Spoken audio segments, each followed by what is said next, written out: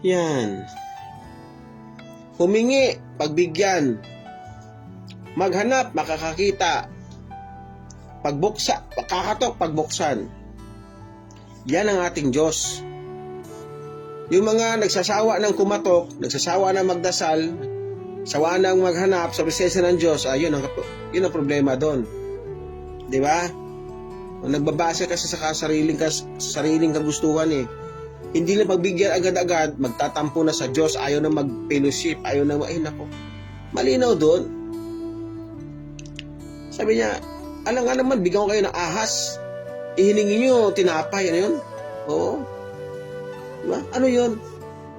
Ayaw nila mapahamak tayo.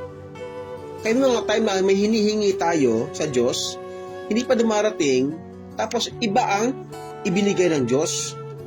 Bakit yun? Kasi yun ang hindi ikakapahamak mo. Kasi yung ating hinihingi sa Diyos, nakita ni Lord na mapapahamak ka, kaya hindi niya ipagbigay yung gusto mo. But iba yung kanyang pinadala. Kanya? Kahit tuloy lang maghanap. Hindi sinabi niya na umupo lang, humingi sa Diyos, hulugan ka ng pera, hulugan ka ng bigas. Di ba? Maghanap. Ibig sabihin, merong kapalit ang bawat aksyon na gagawin mo para sa Diyos. Hindi pwede walang action, diba? Maghanap. Ano may action word? Hindi. Maghingi o action word pa rin. Maghanap, maghingi, kumatok o action word pa din, di ba?